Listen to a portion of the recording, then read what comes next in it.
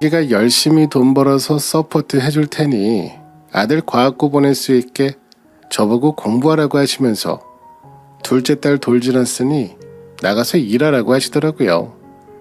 저는 둘째도 제가 4살까지는 집에서 가정보육하고 싶었어요. 아들 또한 입학하고 나면 일찍 마칠 거라 제가 집에 있어야 한다고 말했습니다. 하지만 시어머니랑 신랑은 이때부터 집에 노는 할 일 없는 여자 취급을 하더라고요. 아이 둘 키워보신 분들은 아시죠? 이 시기에 정말 육아하면서 집안일 하는 거 쉽지 않다는 것을요. 늘 어지럽히는 아이 둘과 어른 음식과 따로 만들어야 하는 아이들 반찬과 이유식 등 정말 손이 많이 가는 시기라는 것을요. 그런데 신랑과 시어머니는 자꾸 아들 학원비를 벌어야 한다고 일하라고 압박을 주셨어요. 그렇게 몇 개월이 지나고 둘째 아이를 낳고 처음으로 나가서 일을 시작했습니다. 이사하고 나니 대출금이 늘어나서 일을 해야겠다 생각을 했어요. 몇 군데 면접을 보고 집에서 거리가 가까운 곳으로 취업하자고 하니 쉬운 일이 아니었어요. 제 취업에 맞춰서 할 수 없이 딸아이는 어린 나이에 어린이집을 다니게 됐고요. 일을 시작하고 2주 후 딸아이가 아프다고 어린이집에서 전화가 왔어요. 저는 시어머니한테 전화로 부탁드렸어요. 어머니, 딸이 아프다고 하는데 어머니가 어린이집 갔다가 병원에 좀 데리고 가주세요. 제가 마치고 가면 늦어서 진료 보기가 힘들 것 같아요. 사실 아들을 키우면서 자주 가는 소아과도 어머니가 알고 계셨기에 부탁을 드렸어요. 일을 마치고 집으로 들어오자마자 저는 너무 놀랐습니다. 시어머니는 저희 아들 밥을 먹이고 있었고 딸아이는 39도가 넘어가서 우는데 아무도 신경을 쓰지 않고 있더라고요. 저는 시어머니한테 어머니, 병원에선 무슨 병이라고 하던가요? 아이가 이렇게 고열이 나는데 약은 먹이셨어요? 애가 그냥 감기인 것 같아서 하열제만 먹였어. 우리 큰손주 집에 올 시간이라서 혼자 있으면 안 되고 괜히 소아과에 둘 데리고 가면 안 아픈 큰손주까지 옮으면 안 되니 딸아이는 방에서 못 나오게 하거라. 이러시는 겁니다. 너무 화가 났어요. 딸아이도 신랑의 딸이고 시어머니의 손녀입니다. 하지만 병원에도 안 데려가시고 병균 취급을 하시는데 너무 화가 나서 택시를 타고 응급실에 가서 진료를 보고 약을 받아왔습니다. 집으로 돌아오는 길에 너무나 속상해서 눈물이 나더라고요. 저는 신랑에게 회사를 더 이상 못 다니겠다고 말했어요. 아니, 겨우 취직해서 무슨 말이야. 매달 200만 원씩 벌어와야지. 지금부터 열심히 벌어야 아들 학원비 내고 대출이자 갚지. 당신이 집에서 놀면 어떡해. 그럼 우리 딸은 어머니한테 맡겼더니 작은 방에 애가 아픈데 병균 취급당하면서 누워서 울기만 했던 우리 딸은 당신 딸이야. 나는 이렇게 못 키워. 회사에도 못 나간다고 말씀드렸어. 그러니까 당신도 그런 줄 알아. 제가 일을 2주 만에 관두자 어머니는 저보고 그렇게 끈기가 없어서 어떻게 하냐며 오히려 저에게 구박을 하셨어요. 그리고 괜히 딸아이를 낳아서 일도 못하게 만든다고 저희 딸에게도 비난의 화살이 갔습니다. 하지만 저는 한 귀로 듣고 한 귀로 흘렸어요. 저는 딸아이가 조금 더 클 때까지 제 손으로 키우고 싶었거든요. 2~3살 시기에는 부모와 이 애착관계가 형성되는 시기인 만큼 사랑으로 아이를 키우고 싶었어요. 그래서 회사를 관둔 것을 후회하지 않았습니다. 아들의 입학식 날 고작 초등학교 입학식인데 시부모님들 모두 참석하셨고 남편도 참석했습니다. 시어머니는 우리 딸은 친정 여동생에게 맡기라고 하시더라고요.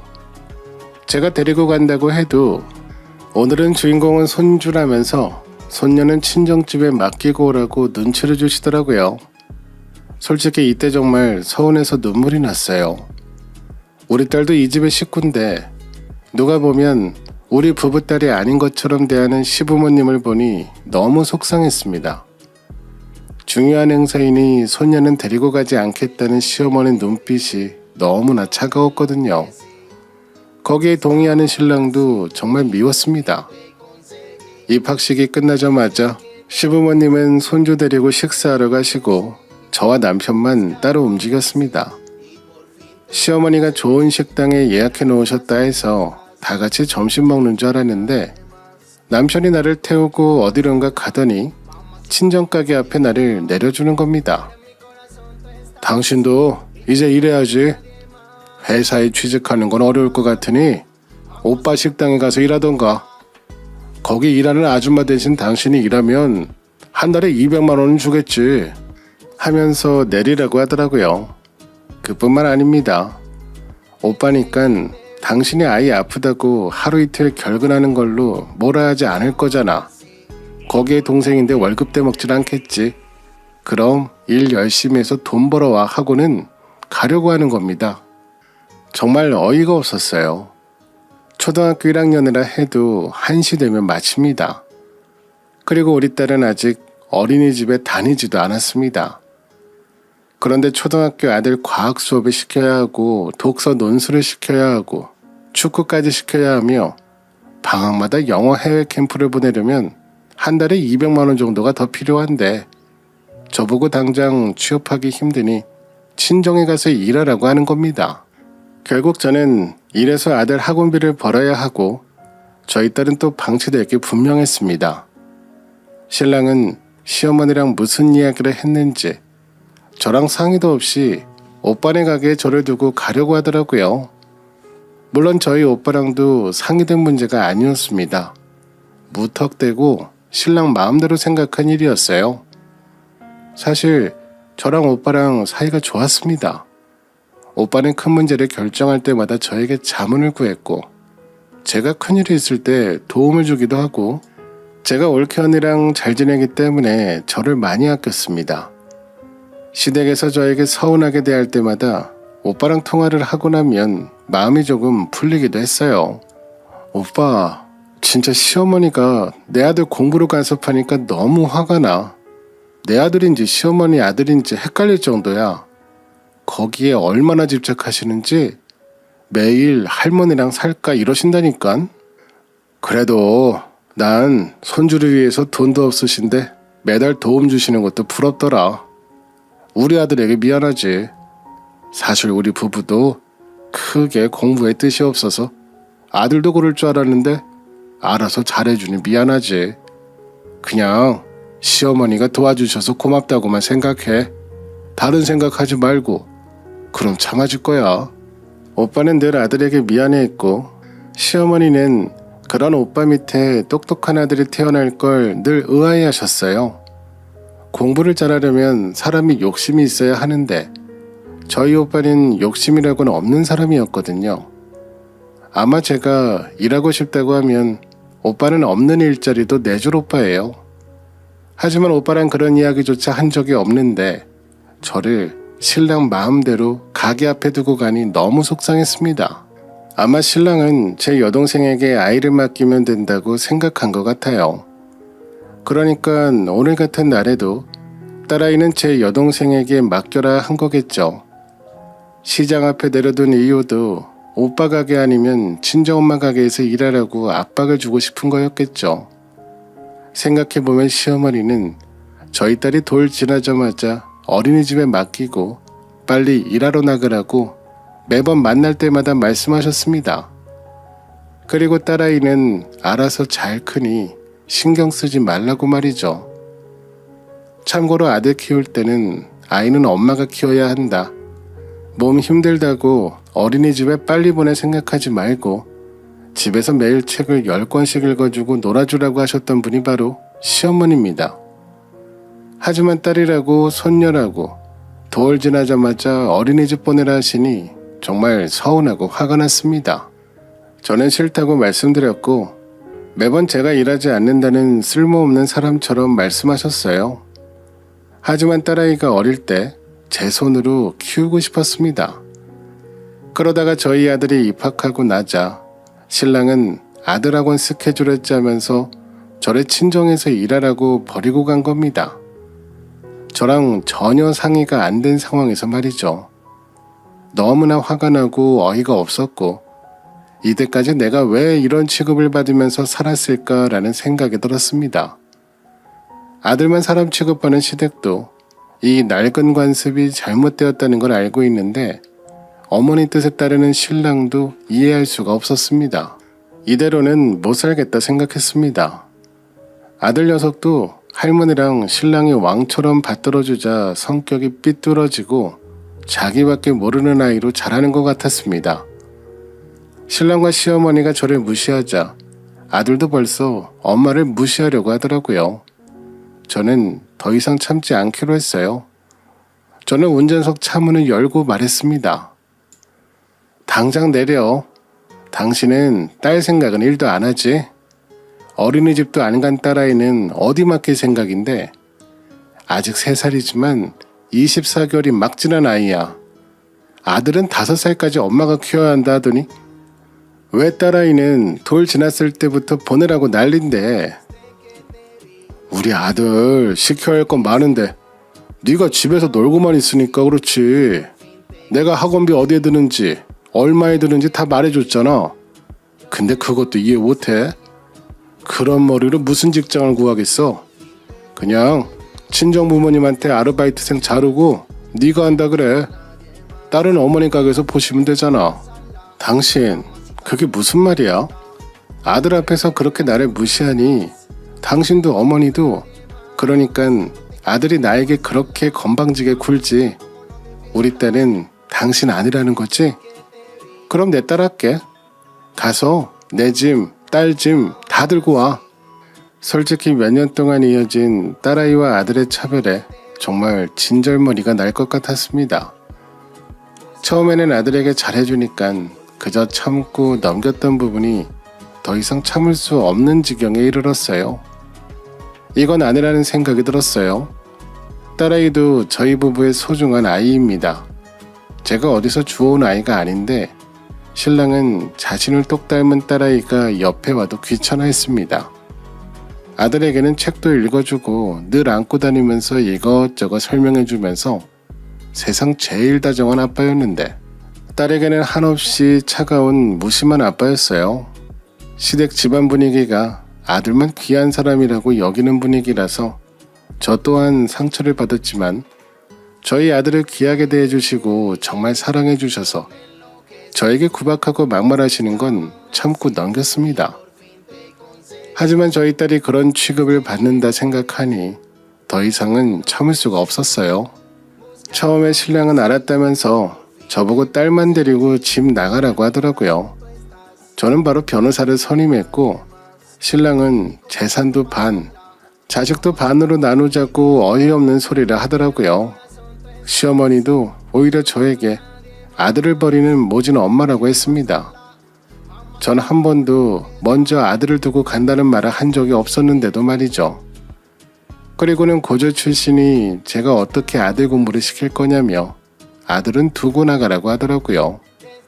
시어머니가 저보다 잘 키울 자신이 있다고 하시면서 말이죠. 시어머니도 고졸 출신이고 남편도 고졸 출신인 건 다 똑같은데 늘 자신과 아들은 다르다는 식으로 말씀하시는 시어머니랑도 연을 끊고 싶었습니다. 학벌 컴플렉스가 있는 사람들이랑은 정말 같이 살고 싶지 않았어요.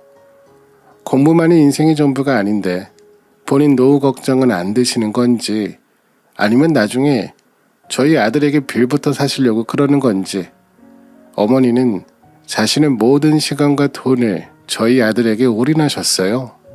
그런 모습이 저는 집착처럼 보여서 더 싫었어요.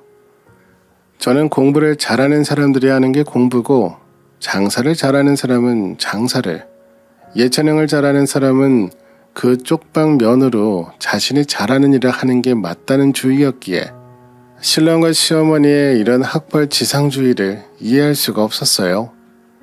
이혼을 준비하면서 아들은 아빠랑 할머니랑 살기 싫다고 하더라고요. 매일 공부만 시키는 아빠랑 있기 싫다고 자기만 두고 가지 말라고 우는 겁니다. 엄마, 나는 할머니랑 아빠랑 있기 싫어요. 왜 동생만 데리고 나가요? 나도 데리고 가요. 나도 엄마랑 있고 싶은데 매번 할머니가 자기랑 있어야 똑똑해진다고 하고 나도 엄마랑 같이 있을래요. 나만 버리고 가지 마요. 말 잘 들을게요. 하는 겁니다. 아들이 이렇게 말하자 아들을 두고 나오려 생각했던 제가 너무나 잘못했구나 생각이 들었어요. 내가 정신을 차리고 아이들을 다 데리고 와야겠다 마음먹었어요. 이런 시댁에 맡기면 학벌이 좋아질 수는 있겠지만 아이 정서에 너무 좋지 않을 게 분명했죠. 거기에 아들이 저랑 같이 살고 싶다고 하니 저에게 유리했습니다. 변호사를 만나서 이혼 준비를 하면서 8살 아이가 저랑 살기 원한다고 하자 아이의 의견이 제일 중요하다고 하더라고요. 아들의 이런 반응에 상처받는 건 시어머니였습니다. 내가 손주를 어떻게 키웠는데 우리 손주가 나를 얼마나 사랑하는데 이럴 수는 없다 하시면서 며느리가 나를 욕보이려고 일부러 거짓말을 하는 거다며 큰 소리를 치시더라고요. 그러면서 저희 아들을 불렀습니다. 손주는 이 할미랑 같이 살고 싶지? 할머니가 너희 엄마보다 너를 더 사랑해요. 이리 와서 할머니랑 같이 살자. 우리 손주는 할머니 없으면 안 돼. 우리 손주 앞으로 커서 큰 사람이 돼야 하는데 너희 엄마는 이런 일도 못 참고 에휴 할머니에게 오렴. 시어머니 말에 저희 아들은 할머니 싫어요. 할머니랑 안 살고 싶어요. 나는 엄마 따라갈 거예요. 할머니가 오면 매일 엄마랑 아빠랑 싸우고 저도 할머니 싫어요. 아빠도 할머니 편만 들고 싫어요. 엄마 따라갈 거예요. 아니 우리 손자 할머니랑 같이 살자. 할머니가 우리 손자 해달라는 대로 다 해줄게. 할머니는 우리 손주 없으면 못 살아. 어? 하지만 저희 아들은 할머니의 손을 뿌리치고 제 손을 잡더라고요. 그러자 시어머니는 졸도하시더라고요. 네가 어떻게 나한테 그러니 하시면서요. 신랑은 시어머니가 쓰러지시자 난리를 치더라고요. 그러면서 아들에게 어떻게 할머니에게 그런 말을 할 수 있냐며 아들을 처음으로 혼내는 겁니다. 아들은 아빠의 그런 모습을 보면서 아빠도 할머니가 나보다 더 소중하지? 내가 하기 싫다 해도 할머니가 하라고 했다면 매일 시켰잖아. 나는 아빠도 싫어. 매일 공부해라 말만 하고 한 번도 놀아주지 않고 내 말은 다 무시하잖아. 아들은 이런 말에 신랑도 상처받는 것 같아 보였어요. 하지만 저는 전혀 마음이 아프거나 하지 않더라고요. 그동안 저는 무시하고 마음대로 휘두르려고 한 시어머니, 그리고 내 편이 한 번도 되어주지 않았던 신랑, 아들 하나만 보면서 가족은 보지 않으려 했던 신랑의 학벌에 대한 집착, 그런 것들이 우리 가정을 더 이상 유지할 수 없게 만들었습니다. 법원에서도 아이의 의견을 받아들여 아들은 제가 양육권을 가지고 왔어요. 애초에 딸에 대한 양육권은 바라지도 않았던 사람들이라 두 자식 모두 제가 친정에서 키웠습니다. 재산으로 분할받은 돈으로 저는 오빠 식당 옆에 조그마한 카페를 열었습니다. 오빠 식당 단골분들, 그리고 엄마 과일 가게 단골분들이 오셔서 저 또한 단골 손님들이 많이 늘었고, 오빠 부부와 친정 부모님이 도와주셔서 아이를 키우는데도 문제가 없었습니다. 오빠네 부부는 아이가 기숙사형학교에 입학해서 서운했는데 저희 아들과 딸이 있어서 너무 즐겁다고 하시더라고요. 거기에 오빠 아들도 사촌 동생들을 정말 귀여워해줬습니다. 틈틈이 저희 아들 공부도 봐주면서 말이죠. 저희 아들은 지금 아무런 공부를 하지 않고 저랑 틈틈이 도서관 가서 책을 빌려와서 읽고 이야기를 많이 나눕니다. 사실 시어머니의 간섭과 신랑의 공부에 대한 집착으로 아이는 공부를 싫어하는 아이가 되어버렸어요. 처음에 이혼하고 나서 신랑은 처음엔 큰 소리 치면서 혼자서 애들 키우면서 잘 살아봐라 하더니 반년이 지나자마자 잘못했다고 빌고 있습니다. 내가 잘못했어. 당신이 하자는 대로 할게. 나도 아이들 얼굴 보면서 커가는 거 지켜보면서 아빠 역할 하고 싶어. 라고 말하고 있지만 저는 다시 신랑을 받아주고 싶지 않았어요. 아들 또한 제멋대로인 성격에서 착한 아들로 저랑 살면서 많이 변하고 있고요. 딸아이도 사랑받으면서 잘 크고 있습니다. 오히려 저도 그렇고 친정 오빠가 보기에도 그렇고 저희 딸아이가 공부에는 더 소질이 있는 것 같아요. 한글을 한 번도 가르친 적이 없는데 4살인데 한글을 스스로 깨친 것 같았어요. 저희 오빠도 딸이 더 공부에 소질이 있는 것 같아. 우리 아들 키울 때 딱 저랬거든. 스스로 책을 찾고 한글을 가르쳐 준 적이 없는데 혼자 알더라. 어린이집에서 배운다고 하지만 요즘은 다 부모들이 가르치잖아. 그런데 우리는 그때 많이 바빠서 신경을 쓸 수가 없었어. 그런데 스스로 다 알더라. 제가 봐도 아들보다 딸아이가 더 공부에 소질이 있는 것 같았어요. 아무것도 시키지 않았는데 말이죠. 그렇다고 해서 저희 신랑과 시어머니처럼 공부에 집착하면서 사교육으로 아이를 키우고 싶진 않아요. 딸아이가 공부를 잘하고 소질이 있다면 오빠처럼 도서관이나 태워다 주고 스스로 하게끔 할 거예요. 이 사연을 쓰는 지금도 신랑은 미안하다, 잘못했다, 가족을 잃고 나니 후회가 된다, 내 딸인데 앞으로는 잘해주고 싶다, 아들도 보고 싶다고 매일 전화나 문자가 옵니다. 하지만 아들도 딸도 아빠랑 사는 것보다 지금이 훨씬 더 행복하다고 하니 제가 다시 합칠 이유는 없는 것 같아요. 시어머니도 찾아오셔서 무릎 꿇고 다시 돌아오라고 하시지만 글쎄요. 사람의 오랜 시간 습관 그리고 자신의 가치관은 쉽게 바뀌지 않는다는 걸 알아서 다시 만나고 싶진 않네요. 사람들이 결혼할 때 집안을 봐야 한다고 말을 많이 하잖아요. 저 또한 이 사연을 쓰면서 집안을 볼 때 그 사람들의 컴플렉스도 봐야 하는 것 같아요. 너무나 과하게 학벌에 집착하는 신랑과 시댁, 그 사이에서 저는 너무 힘들었거든요. 제 긴 사연 읽어주셔서 감사합니다.